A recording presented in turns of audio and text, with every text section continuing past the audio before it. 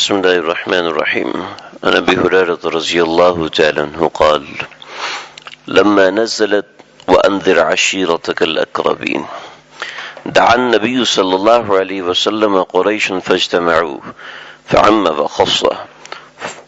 فقال: يا بني كعب بن لؤي أنقذوا أنفسكم من النار، يا بني مرة بن كعب أنقذوا أنفسكم من النار، يا بني عبد شمس أنقذوا أنفسكم من النار، يا بني عبد مناف أنقذوا أنفسكم من النار، يا بني هاشم أنقذوا أنفسكم من النار، يا بني عبد المطلب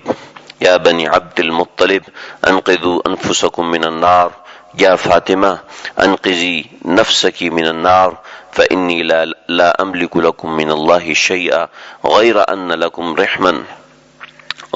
لكم رحما سأبلها ببلالها.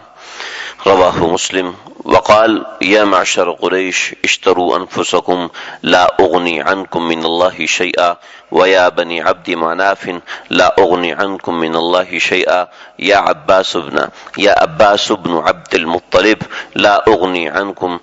من الله شيئا، يا صفية عمة رسول الله صلى الله عليه وسلم لا أغني عنك من الله شيئا، يا فاطمة بنت محمد سليني ما شئت من مالي لا أغني عنك من الله شيئا. رواہ بخاری. یہ حضور صلی اللہ علیہ وسلم کی پہلی تقریر ہے. نبوت ملنے کے بعد آپ صلی اللہ علیہ وسلم کے اوپر جب 3 برس کے بعد یہ آیت نازل ہوئی کہ وَأَنذِرْ عَشِيرَتَكَ الْأَقْرَبِينَ، کہ آپ اب اپنی عشرت کو یعنی اپنے گھر والوں کو، والأقربین اور دیگر قریبی رشتہ داروں کو آپ ہم سے ڈرائیے. تو اس کے بعد یہ آپ صلی اللہ علیہ وسلم نے قریش کو اپنے گھر میں جمع فرمایا، اور اپنے گھر میں جمع فرما کے وہ گھر بیت خدیجہ جس میں آپ صلی اللہ علیہ وسلم شادی کے بعد تشریف لائے تھے، تو اس گھر میں آپ صلی اللہ علیہ وسلم نے سب اہل قریش کو جمع کیا. ابھی اگر آج کے زمانے میں کوئی شخص جاتا ہے تو صفا اور مروہ یہ جس طرف ہے اس طرف ایک دروازہ ہے، وہ بوابۃ بنی شیبہ، یہ سب سے صفا کی طرف دروازے ہیں، اور اس طرف آئیں تو باب السلام ہے، باب علی ہے، یہ سارے دروازے اس طرف ہیں. تو باب السلام کے سامنے جو ایک کھمبا لگا ہوا ہے، بجلی کا پول لگا ہوا ہے، اس جگہ پہ آپ صلی اللہ علیہ وسلم کا گھر تھا. اور یہ جب ابھی توسیعات ہوئی ہیں 1416 کے اندر، تو 1416 کی توسیعات کے اندر اس گھر کو منہدم کیا گیا. اس کی تصاویر آج بھی انٹرنیٹ پہ ملتی ہیں کہ وہ گھر کس حالت میں قائم تھا اور کافی بڑے رقبے پر تھا. آپ صلی اللہ علیہ وسلم کا کمرہ کون سا تھا؟ 28 برس آپ صلی اللہ علیہ وسلم اس گھر میں رہے. یہاں پر آپ صلی اللہ علیہ وسلم نے اپنے اہل خانہ کو جمع کیا تھا، جہاں پر سارا مال تجارت جمع کیا کرتے تھے. اس جگہ پہ آپ صلی اللہ علیہ وسلم نے سب گھر والوں کو، خاندان والوں کو جمع کیا، اور خاندان والوں کو جمع کر کے یہ تقریر اس مقام پر آپ صلی اللہ علیہ وسلم نے فرمائی تھی. اور وہ تقریر کے الفاظ میں آپ کو سنا چکا ہوں. اس کا ترجمہ یہ ہے کہ فَاجْتَمَعُوا عَمَّ وَخَصَّ، آپ نے اپنے تمام رشتہ داروں کو جمع کیا اس جگہ پر. فقال، اور فرمایا، یا بنی کعب بن لؤی، اپنے خاندان کے جو سب سے بڑے تھے، جیسے آپ صلی اللہ علیہ وسلم کے خاندان میں جو سب سے بڑے تھے لؤی تھے، یعنی کہ جو ابھی تک زندہ تھے ان میں لؤی کا خاندان تھا. تو کعب بن لؤی یہ اس خاندان کی طرف منسوب ہے، تو ان کی طرف اشارہ کیا. کعب بن لؤی اس وقت زندہ تو نہیں تھے،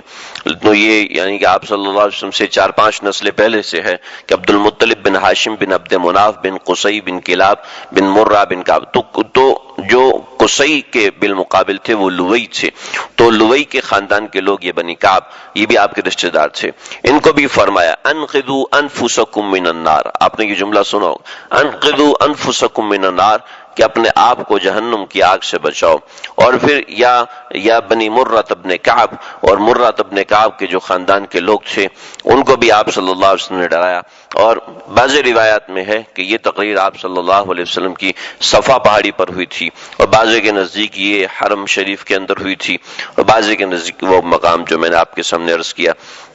تو انقذوا انفسکم من النار، سب کو یہ، بنی عبد شمس ان کو بھی یہ کہا، بنی عبد مناف ان کو بھی یہ کہا، عبد مناف یعنی آپ صلی اللہ علیہ وسلم کے خاندان کے جد امجد، اور پھر بنی ہاشم جو آپ کے خاندان اپنا خاندان تھا، انقذوا انفسکم من النار، اور یا بنی عبد المطلب، اور پھر خاص اپنے گھر والوں کو آپ صلی اللہ علیہ وسلم نے اس طریقے سے خطاب کیا کہ انقذوا انفسکم من النار، اور پھر اس کے بعد حضرت فاطمہ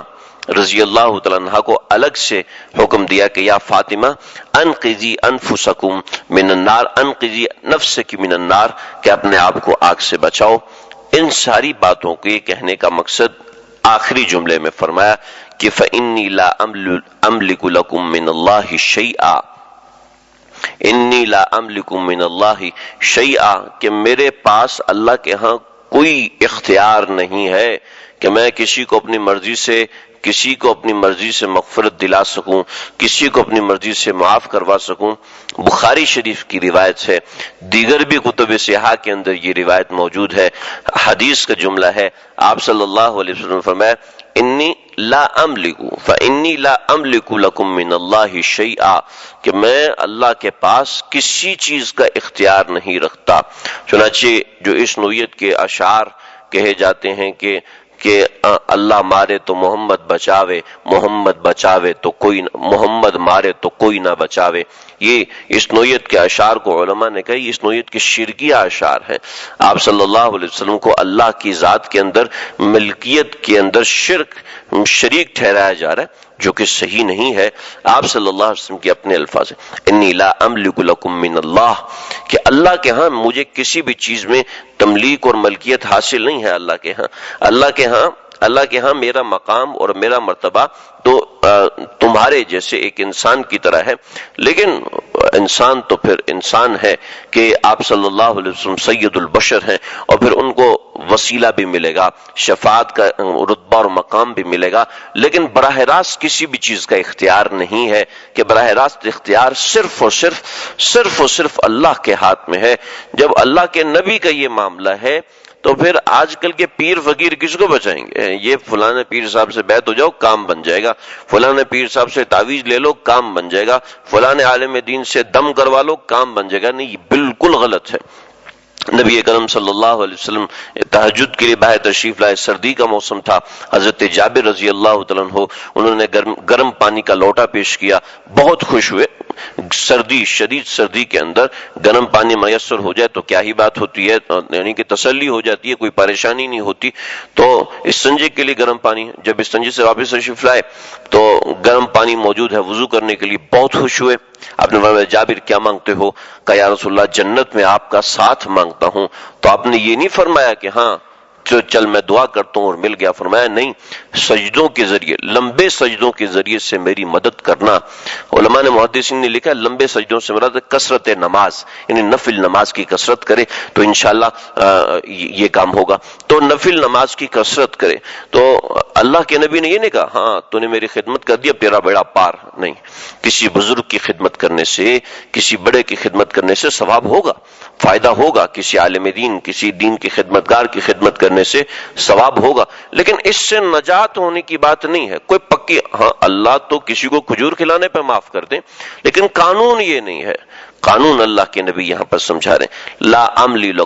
املک لکم من اللہ شیئا، اے فاطمہ